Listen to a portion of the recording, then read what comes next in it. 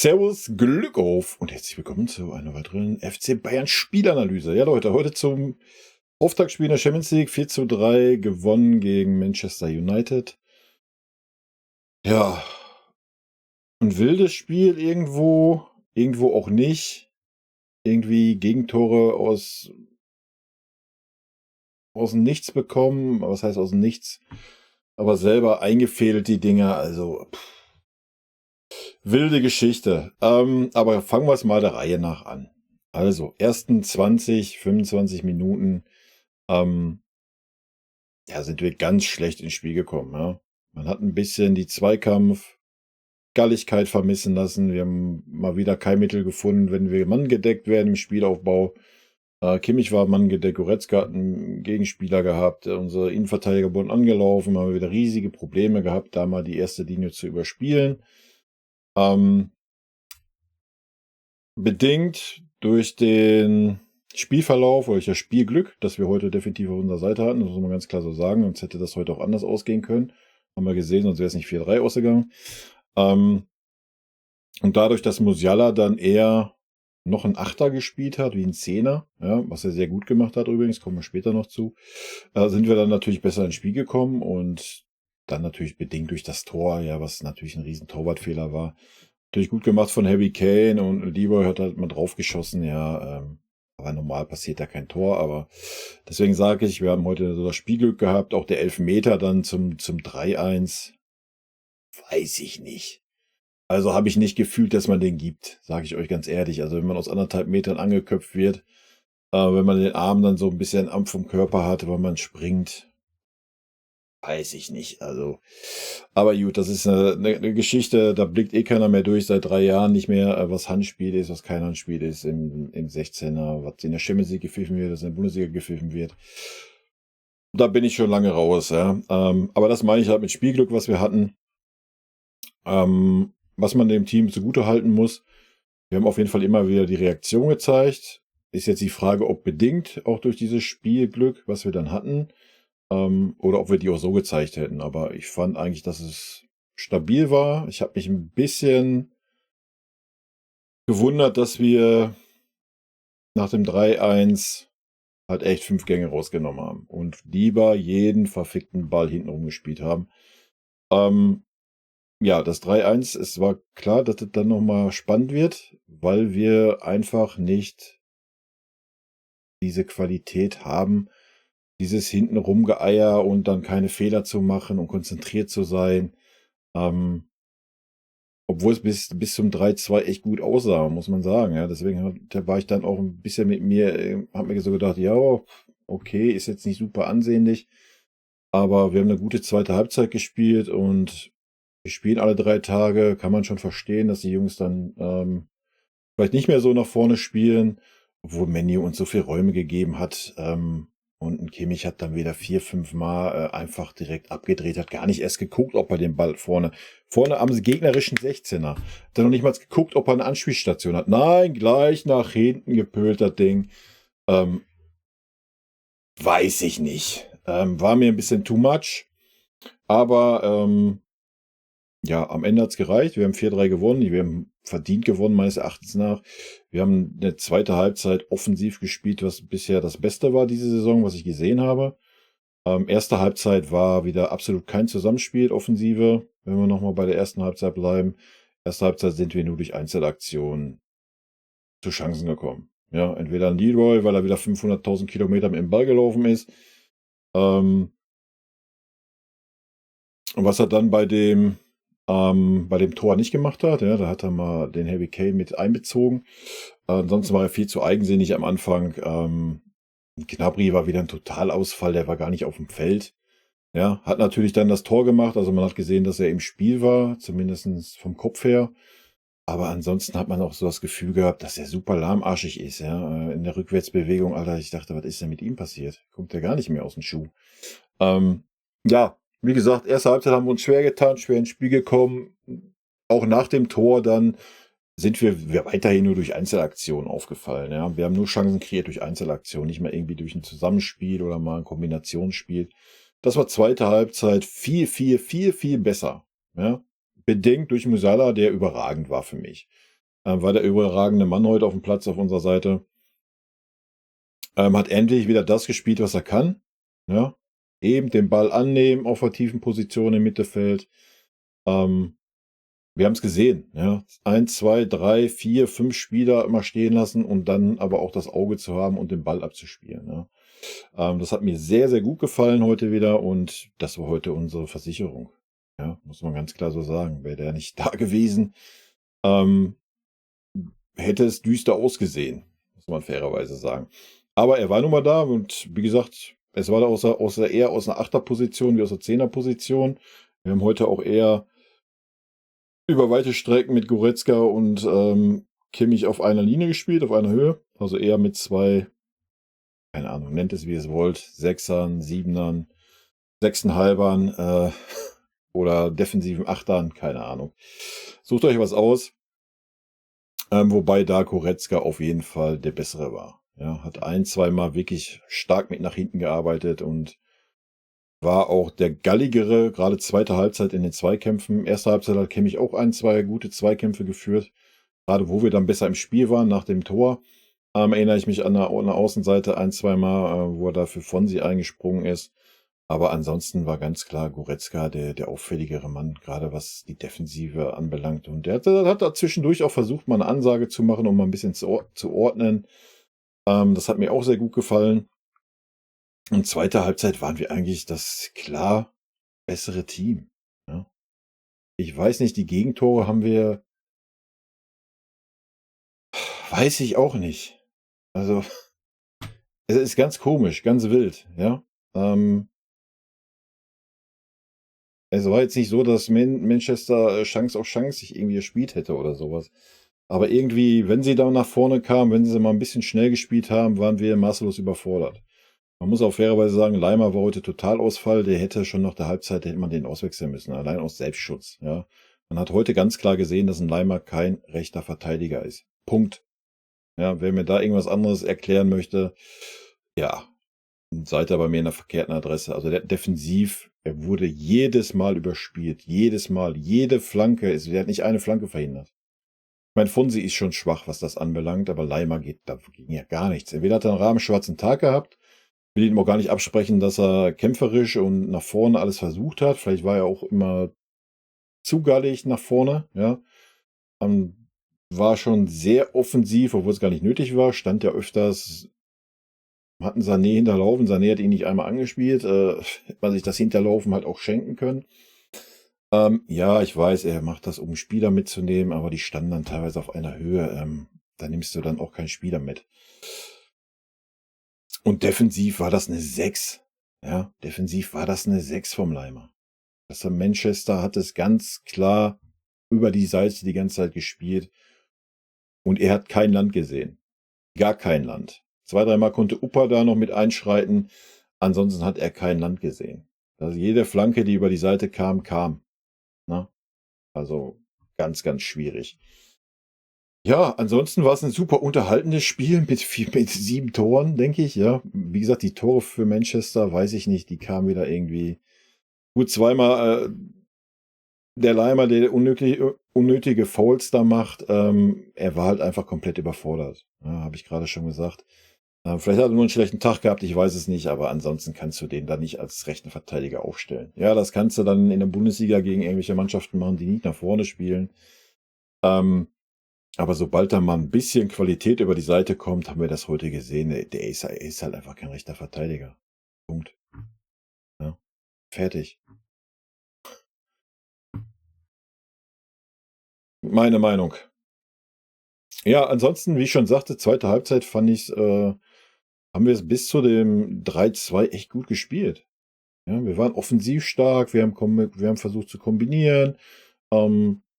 Was halt too much war, wenn wir halt wirklich vorne schon waren und auch dann in einer gewissen Anzahl vorne waren, dann die Bälle wieder komplett bis nach hinten zu schieben vom Kimmich, ja. Oder auch ein Goretzka, aber ein Kimmich hat es viel, viel mehr gemacht. Aber auch ein Sané mal dann den Ball 60 Meter nach hinten, anstatt mal versuchen, Harry Kane einzusetzen. Habe ich nicht wirklich verstanden. Ja, ich meine, gut, ja, wir können da ein bisschen ruhiger. Es steht 3-1, alles gut, kräftig sparen, verstehe ich alles. aber da muss man das auch können. Ja, und unsere Mannschaft hat es heute wieder bewiesen, dass sie das nicht kann. Punkt. Ja. Wir können von Glück reden, dass wir Qualität von der Bank haben, mit dem Müller, mit dem Tell, mit dem Schuppo, der es auch gut gemacht hat, die reinkamen, und Tell dann die richtige Antwort gegeben hat. Ja, beim 2-1 haben wir natürlich auch dann das Glück gehabt, dass wir halt den Elfer kriegen, ja. Also für mich ist das kein Elfer gewesen. Aber wie gesagt, da müssen wir nicht nochmal drüber diskutieren. Wir haben heute einfach das Spielglück gehabt auf unserer Seite. Ob verdient oder nicht verdient, weiß ich nicht. Anfangsphase habe ich mir schon leichte Sorgen gemacht, weil wir kamen gar nicht ins Spiel rein. Nochmal, Manchester war da klar besser. Danach waren wir die spielbestimmende Mannschaft. Da gibt es gar keine Zweifel. Ja. Und dann ist es eigentlich ein Witz, dass wir dann noch 3 Gegentore kassieren. Warum? Wild. Wirklich wild. Aber man könnte jetzt einzeln auseinandernehmen, ja. Einmal dieser tolle Pass vom Leroy auf den Kimmich, was soll er da noch groß machen? Ja, das dritte sah an Min-Jae nicht gut aus. Generell unsere Vierer Abwehrkette unter Druck sah sie nicht gut aus, obwohl ansonsten im normalen Spielverlauf Opa und Min-Jae mir echt gut gefallen haben. Davies war auch verbessert im Gegensatz zum letzten Spiel und Leimer war halt leider ein Totalausfall. Aber Leimer hätte einfach mal heute aus der Viererkette heraus die Ansage bekommen müssen: Junge, bleib mal ein bisschen hinten. Ja. Er ist immer nach vorne wie so ein Bekloppter gerannt und ist nach hinten immer hinterhergerannt. Immer. Es war nicht einmal, dass der Gegenspieler mal auf ihn zugelaufen ist. Nein, er musste immer hinterherlaufen. Und wenn dann mal, dann war direkt Überzahl. Leroy hat heute so gut wie gar nichts mit nach hinten gearbeitet. Also wenn, dann waren Leimer gegen 2, da hat er auch kein Land gesehen. Aber ja, ganz wild über die Seite die Defensivleistung heute. Aber das ist, was ich meine, auch in meinen letzten Videos, was ich gesagt habe, da fehlt einfach der Anführer in dieser Viererkette. Ja, ich meine, Min-Jae hat heute mal 1-2 Mal versucht, Anweisungen zu geben, Opa auch so ein bisschen zögerlich.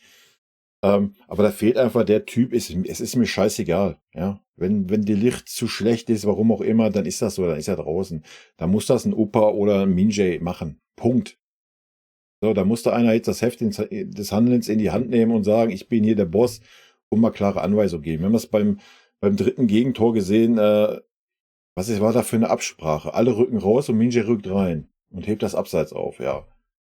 Boom. Ich meine, Ule sah da auch nicht gut aus bei dem Freistoß, da sah aber die ganze Interkette nicht gut aus. Ganz wild, ganz wild. Aber ansonsten die positiven Sachen, jetzt haben wir die negativen mal abgearbeitet nach 13 Minuten. Die positiven Sachen, offensiv war es zweite Halbzeit richtig gut anzusehen. Ja. Klar, immer noch ein bisschen stückelhaft und immer noch ein bisschen wenig Harry Kane mit eingebunden, aber gerade Harry Kane für mich ein sehr, sehr gutes Spiel gemacht. Auch wenn er nicht wirklich eine Torchance hatte, mal abgesehen vom Elfmeter. Hat aber 3-4 Mal Leroy, wo er dann auf links war, super eingesetzt. Auch erste Halbzeit, okay, hat nur 8 Ballkontakte gehabt, aber hat sich dann fallen lassen und hat eher den Spielmacher mehr gemacht als wie den Stürmer, weil vorne halt einfach auch nichts ankam. Und man hat einfach seine fußballerische Qualität gesehen. Ne? Also hat mir wirklich gut gefallen. Und dann war es ja auch zweite Halbzeit auf jeden Fall mal einen Tacken besser, dass man ihn noch mal versucht hat, zumindest mitzunehmen. Und klar, er war auch zweimal eigensinnig, wo er dann den Ball mal hatte und aus 16 Metern mal draufschießen wollte. Ja, was man dann auch verstehen kann, wenn so ein Vollblutstürmer ist und er einfach keine Bälle kriegt, die mal zu Torchancen führen, dass er dann mal eigensinnig wird, wenn man sieht, wie oft ein Leroy das macht. Obwohl das heute eigentlich, er hat da oft die richtige Entscheidung getroffen, ob er schießt oder nicht. 1-2 Mal nicht, ja. Aber war sonst auch wieder auffällig. Ja, am Ende des Tages ein gelungener Champions League-Auftakt. Was mir sehr gut gefallen hat, waren unsere beiden Co-Trainer, wie die abgegangen sind. Das war das Positive. Was mir bei den beiden nicht gut gefallen hat, ist, dass sie, ich weiß nicht, ich müsste mal nachgucken, war Matsrui im Kader oder was? Aber muss ja, wir hatten ja eigentlich keine Verletzten, also ja. Also man hätte einen Leimer auswechseln müssen. Ganz klar, Leimer war total überfordert von der ersten Minute an. Ja, und hat es nicht hingekriegt, sich da reinzubeißen defensiv. Nach vorne, läuferisch, kämpferisch, natürlich, gar kein Vorwurf. Ja. Aber wenn er ein rechter Verteidiger ist gegen so eine Mannschaft, dann muss als rechter Verteidiger muss man erst verteidigen und dann nach vorne denken. Und das war heute genau umgekehrt bei ihm, ja. Also das geht nicht. Punkt. Fonsi hat da heute ein bisschen besseres Maß gefunden mit nach vorne und mit nach hinten. Fairerweise muss man auch sagen, dass Manchester das gnadenlos ausgenutzt hat, ja, und über die Seite vom Leimer gekommen ist. Gut, das mal so, ja, ich weiß, hin und her gesprungen, zu viele Gedanken gerade im Kopf, direkt nach dem Spiel. Wir haben auf jeden Fall ein unterhaltsames Spiel gesehen und ja, also offensiv gibt mir das Spiel Grund zur Hoffnung, dass es besser wird, auch mit Harry Kane da vorne. Immer noch sehr wenige Flanken leider. Anscheinend wollen wir das nicht spielen mit Flanken. Dann ist das so. Ansonsten muss man sagen, dass Kimmich eigentlich heute, würde für glatt behaupten, so zu 80% seine Position gehalten hat. Teilweise trotzdem dann noch wieder zu offensiv war, fand ich. Gerade da, wo es dann 3-1 stand, wie ich schon sagte, war er 2-3 Mal an der Strafraumgrenze vom gegnerischen Strafraum. Und spielt den Ball zurück zum Ulle gefühlt. Ja, ich glaube, es war dann auf Minjay oder Opa. Ja, weiß ich nicht.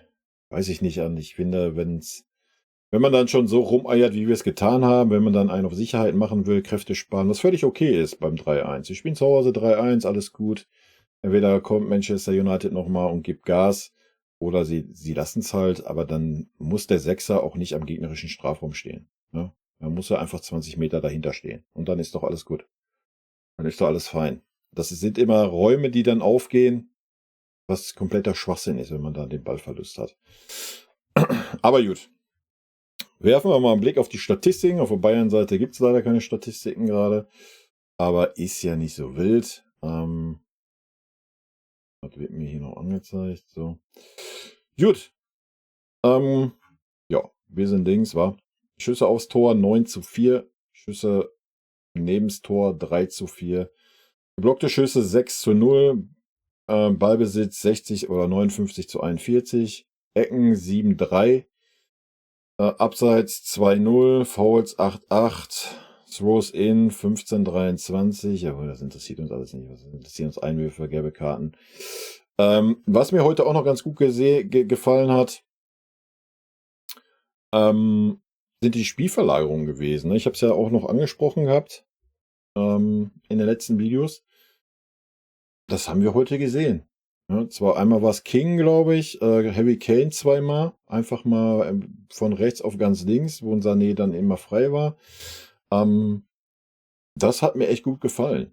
Ne? Und die andere Sache, die mir gut gefallen hat bei unseren Innenverteidigern, also erstmal aus dem normalen Spiel heraus, wenn die langen Bälle kamen, waren Opa, war auch Minjay zur Stelle. Ja, gar keine Probleme gehabt. Beide haben einen Fehlpass, glaube ich, jeweils gespielt. Ja, der aber dann auch ins Aus ging, also nach außen hin den Fehlpass. Die Bälle, die sie nach vorne gespielt haben, habe ich heute keinen Fehlpass gesehen. Das war echt gut. Ja, das waren Bälle, die klar waren, die angekommen sind. Fairerweise muss man sagen, dass auch da heute ein Musiala und auch ein Kane und dann auch ein Choupo sich haben fallen lassen, um dann auch sich da anzubieten und haben den Ball dann auch gekriegt. Ja, haben mal eine Anspielstation, haben sich gezeigt. Und das hat super geklappt. Ja. Von daher 3 Gegentore, ja, werden unseren Innenverteidigern heute irgendwie nicht gerecht, finde ich. Aber gut, gehen wir es mal durch. Also Ulle war wie immer auf der Linie, alles gut. Fußballerisch war es wieder so durchwachsen. Aber das ist halt der Ulle. Ja, das wird sich auch nicht mehr ändern. Dafür ist er zu alt. Von daher, ja, weiß ich nicht. Bei dem Freistoß kann er den Ball haben, muss er den haben. War natürlich scharf aufs Tor geschossen aus einer relativ kurzen Distanz. Weiß ich nicht, ob er da vor Casemiro irgendwie am Ball sein muss. Schwierig, weiß ich nicht. Ja, ansonsten würde ich eine Ulle heute eine 3 geben oder eine 3 minus. Leimer war für mich heute eine 5. Ja.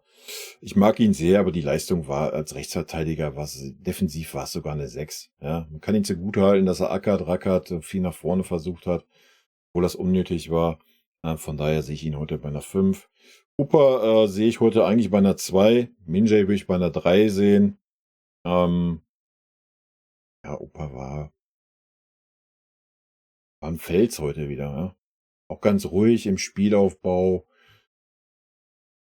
Ganz ruhig auch in Zweikämpfen mit den Spielern. Also, aber auch Minjay war in den Zweikämpfen, auch gerade in den Luftzweikämpfen, Kopfbälle, die er rausgeholt hat. Sah halt beim dritten Tor jetzt nicht gut aus, weil er das Abseits aufgehoben hat, weil er mal wieder keine Abstimmung war in der Viererkette. Ja.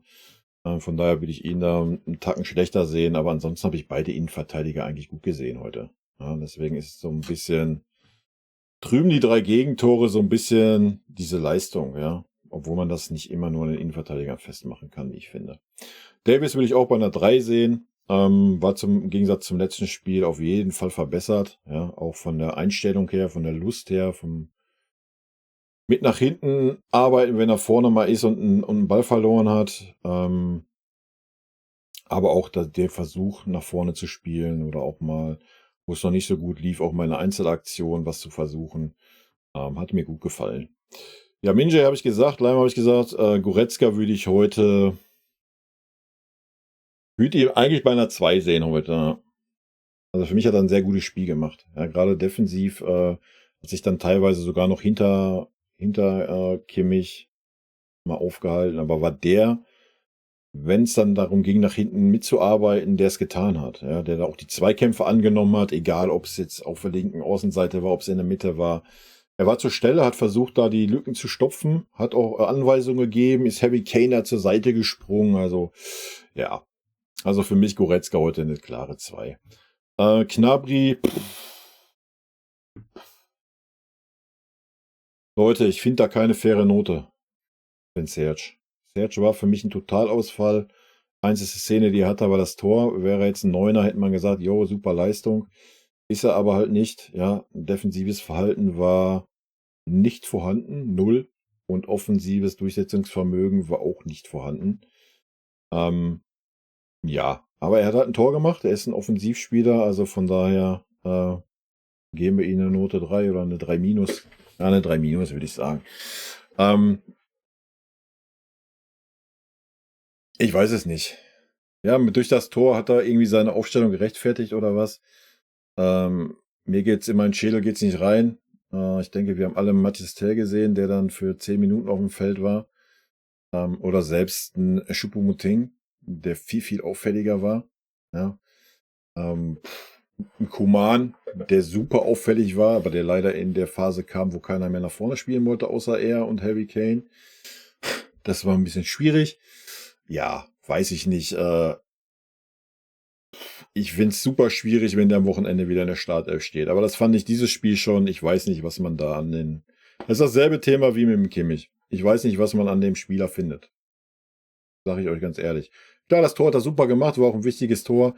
Keine Frage, aber das war seine einzige Aktion im ganzen Spiel. Ansonsten hat er gewirkt wie ich habe keinen Bock, ich bin super lahmarschig. I don't know, weiß ich nicht. Ganz schwierig. Ich kann ihn aber auch nicht gut bewerten, glaube ich. Schreibt mir gerne eure Meinung zum Gnabry rein. Vielleicht sehe ich ihn da einfach zu kritisch. Aber für mich war der nicht auf dem Feld bis zu der Szene mit dem Tor. Ja. Deswegen war es auch völlig gerechtfertigt, dass er ausgewechselt wurde in der 60. Minute. Kimmich tue ich mich heute auch schwer, ihn zu bewerten, weil ich fand eigentlich, die Position hat er gut gehalten. Habe ich schon gesagt, erste Halbzeit hat er 2, 3 auch mal richtig bissige Zweikämpfe geführt. Das hat mir auch gut gefallen. Ja, das Anspiel von Sané, ja, klar kannst du ihm eine Teilschuld vielleicht geben, aber das war einfach beschissen angespielt, ja. Und zweite Halbzeit dasselbe nochmal vom Leimer, glaube ich, war es, oder was? Das war noch beschissener angespielt. Also da kannst du den Kimmich dann auch nee, das war Upa, genau, das war Upa sein einzigster Fehler. Der Kimmich kommt auf ihn der Upa hat keinen Gegenspieler. Er wird nicht gepresst, gar nichts. Er steht rechts, Minjay steht links und dann kommt ein Kimmich angetrabt. Natürlich wieder in Manndeckung. Ja, gefühlt 10 Zentimeter hinter ihm und der Opa spielt ihn an. Warum spielt er ihn an? Er hätte einfach 10 Meter laufen können, an Kimmich und seinen Gegenspieler vorbei. Es war kein anderer Gegenspieler da. Er hätte den Ball aber auch lange nach außen legen können. Sonst was. Nein, dann will er kurz den Kimmich anspielen. Leute, Alter, was ist denn los mit den Leuten? Das war wieder so ein, weiß ich nicht. Ja, der Josh kommt auf mich angelaufen. Ich musste ihm den Ball geben. So ein Ding war das. Den kann ich jetzt nicht einfach ignorieren. Opa, lass dir mal Eier wachsen, Alter. Dann kannst du vielleicht auch mal unser Abwehrchef werden, weil die sportliche Leistung hat er ja dazu. Aber diese Szene war wieder Alto Belly. Ja, aber es war auch die einzigste schlechte Szene, die ich gesehen habe vom Opa. Da würde ich den Kimmich auch gar nicht den Vorwurf machen. Was spielt er den Kimmich da an? Ich meine, gut, wenn der Kimmich da angelaufen kommt, dann muss er dem das vielleicht auch anders verarbeiten können. Du kannst ihm auf jeden Fall eine Teilschuld geben. Aber mit ein bisschen Grips in der Birne spiele ich den defensiven Mittelfeldspieler da erst gar nicht an. Ja, Punkt. Note. Ja, wild. Goretzka habe ich eine klare 2 gegeben, gebe ich Kimmich eine 3 minus. Wie gesagt, ich habe ihn heute nicht so schlecht gesehen. Hat auch ganz gut seine Position gehalten in den wichtigen Phasen, gerade auch die ersten 25 Minuten. Aber dann wieder zweite Halbzeit, ja, war es wieder unnötig. Nochmal, wenn wir uns dann darauf einstellen, 3-1, wir machen jetzt noch 20 Minuten Ringepitz mit anfassen, vielleicht kommen wir nochmal gut nach vorne, machen nochmal ein Tor oder sowas. Völlig legitim, dann machen wir das. Dann habe ich als Sechser aber auch nicht an der Strafraumgrenze des Gegners zu stehen. Im eigenen Ballbesitz. Punkt. Habe ich dann nicht. Dann habe ich das nach hinten abzusichern, das Spiel aus dem Rückraum aufzubauen, gar kein Problem. Diagonalbälle, seine Luftbälle, was ja dann auch noch zum Tor geführt hat. Alles gut. Aber da muss ich nicht am gegnerischen 16er stehen. Ja, fertig. Eckenmäßig, ja, war es wieder durchwachsen. Ja, aber müssen wir ja auch nicht. Auch nicht irgendwie, gut, es gab wieder einen Elfer durch die Ecke dann, durch den Kopfball von Upa, aber ansonsten waren die Ecken wieder so, ja, weiß ich nicht. Aber das Thema, was sollen wir das Fass noch aufmachen? Das ist durch. Sané hat ein gutes Spiel gemacht eigentlich, gerade aber so die erste halbe Stunde viel zu eigensinnig, ja, wieder Harry Kane komplett ignoriert. Also manchmal habe ich so das Gefühl, er ignoriert ihn extra. Es war 2 Szenen in der ersten Halbzeit, wo ein Harry Kane super positioniert war und ein Leroy macht wieder sein Ding. Ich laufe 50 Meter mit dem Ball, ich spiele ihn einfach nicht ab, weil ihr mir alle scheißegal seid. Wieder viel rumlamentiert, viel abgewunken die erste halbe Stunde. Mich richtig auf die Palme gebracht damit. Nach seinem Tor war es auf Umlängen besser, ja. Dann war es besser. Dann hat er, wie gesagt, dann auch zweite Halbzeit mal den Harry Kane mal mit eingebunden. In 1-2 Pässen. Ansonsten war es aber eher umgekehrt, dass ein Harry Kane mehr ihn eingebunden hat ins Spiel. Ja, da ist auf jeden Fall Verbesserungspotenzial vorhanden. Ich würde ihm heute bei einer guten 3 sehen. Für eine 2 fand ich die erste 25 Minuten bis halbe Stunde hat mir nicht gefallen. Ja. Musiala für mich eine ganz klare 2, da müssen wir nicht drüber reden. Hat ein bärenstarkes Spiel gemacht. Ohne ihn wäre das heute richtig nach hinten losgegangen, meiner Meinung nach. War eigentlich der Achter. Ja. Der Achter, der Kimmich ist ja ein Sechser. Der das Spiel gelenkt hat, der das Spiel aufgebaut hat, der das Spiel schnell gemacht hat. Oder halt auch mal nicht schnell gemacht hat. Hat sich fallen lassen, hat die Anspielstation sich angeboten, hat den Ball dann aber auch mal tropfen lassen oder hat ihn nach hinten gespielt. Aber wenn er den Raum gesehen hat, hat er sich gedreht, hat Gas gegeben, hat 3, 4 sehr, sehr gute Chancen herausgespielt, hat das Tor vorbereitet. Ja, einfach Note 2 und der Garant für den heutigen Erfolg, meiner Meinung nach. Harry Kane sehe ich bei einer guten 3. Wie ich schon sagte, hat sich viel mehr, gerade auch in den ersten 25 Minuten, halbe Stunde, wo es nicht so lief, wo auch Musiala noch nicht so präsent war, hat er sich sehr tief, sehr oft, sehr weit fallen lassen, hat auch hinten mitgeackert am eigenen 16er, wenn es sein musste. Ja, und zweite Halbzeit auch. Ja, zweite Halbzeit hat er viele Ballkontakte gehabt, hat oft die Mitspieler eingesetzt, hat natürlich dann zweimal aus, ja, Situation aufs Tor geschossen, wo man eigentlich normal nicht aufs Tor schießt. Ja, muss man mal ganz klar so sagen, aber er wollte einfach unbedingt auch zeigen, Champions League, Heimspiel und ja, ich denke, da ist dann irgendwie auch dann so immer noch das Problem, dass er relativ wenig eingesetzt wird. Ne? Er hat 2, 3 Mal gewunken gehabt, da kann ich mich noch an Szenen erinnern, wo Sané auf links dann gespielt hat. Ähm,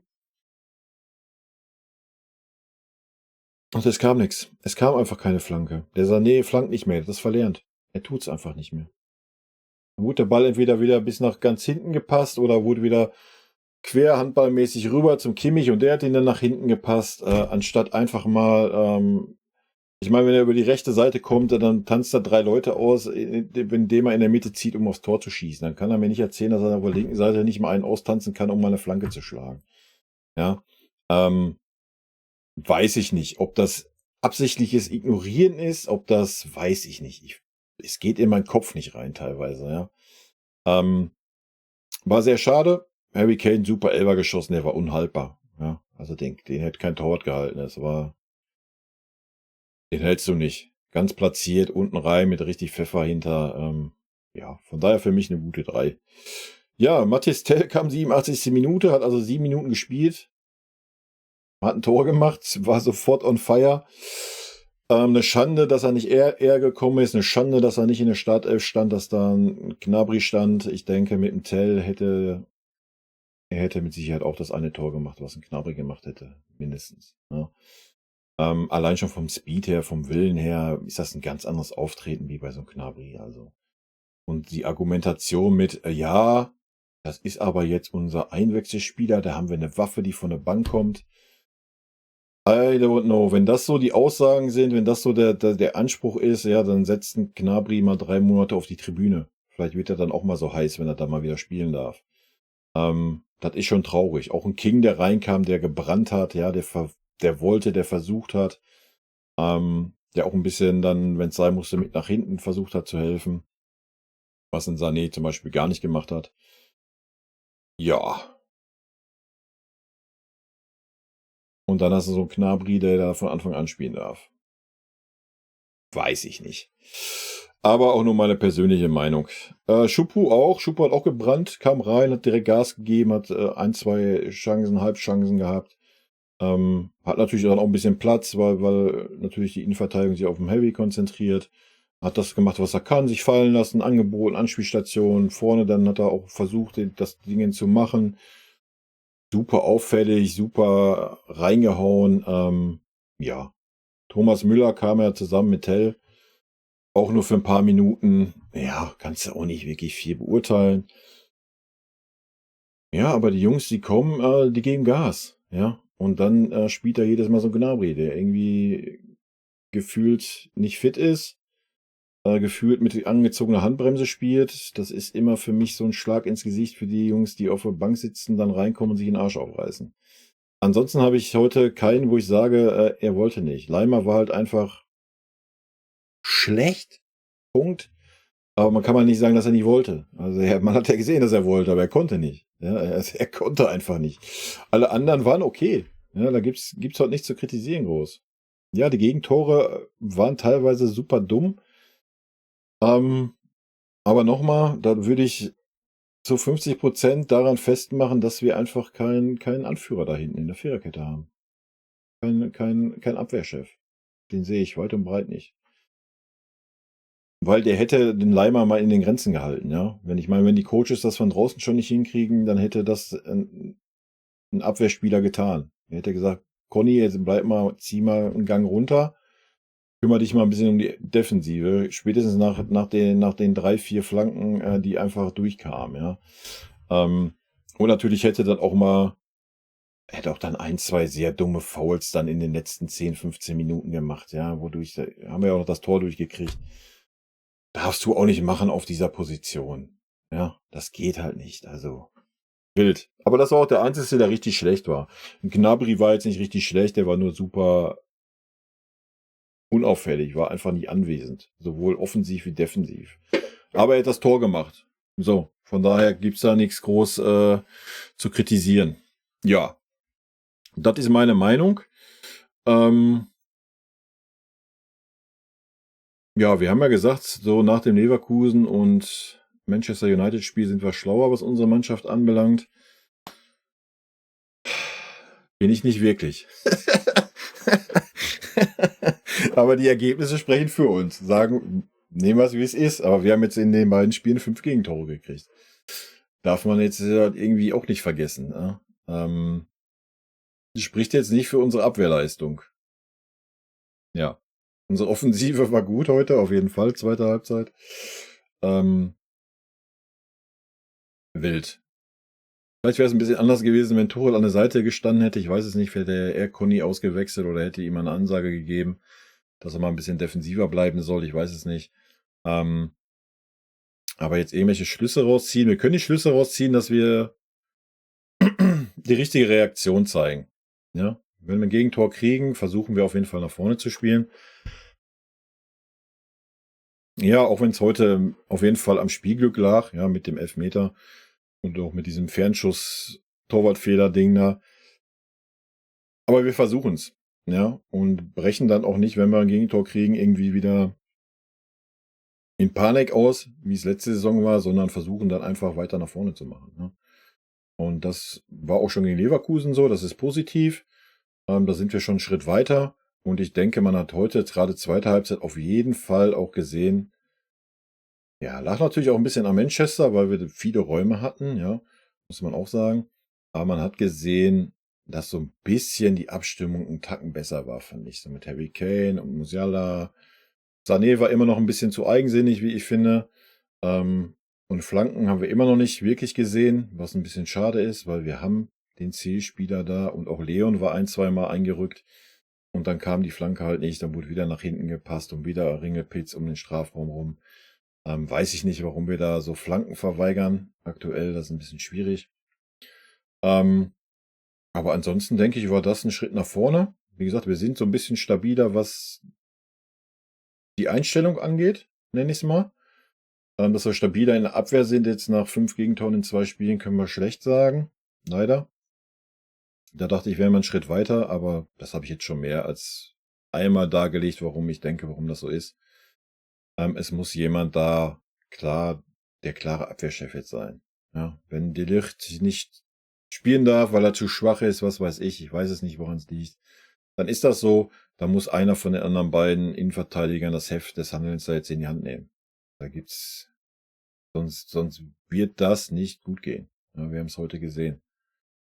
Und wenn da einer schlechte Leistung bringt in der Vierer-Abwehrkette, dann muss man den auch knallhart auswechseln, ja, so.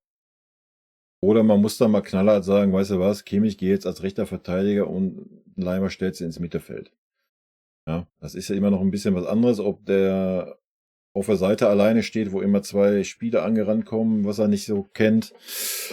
Keine Ahnung, ich will Leimer auch nicht in Schutz nehmen. Das war heute einfach eine katastrophale Leistung defensiv. Da gibt's gar nichts dran zu deuteln. Das muss er auf jeden Fall besser machen, auch wenn es keine ungewohnte Position für ihn ist. Auch wenn er teilweise wirklich richtig alleine gelassen wurde vom Sané da. Aber ja, gut. Ich würde mich jetzt nur wiederholen. Ich quatsch schon wieder viel zu lange. Ich muss ins Bett, Leute. Von daher, rot-weiße Grüße gehen raus. Wie immer, haut mir eure Meinung rein. Ich werde zu dem Video auf jeden Fall wieder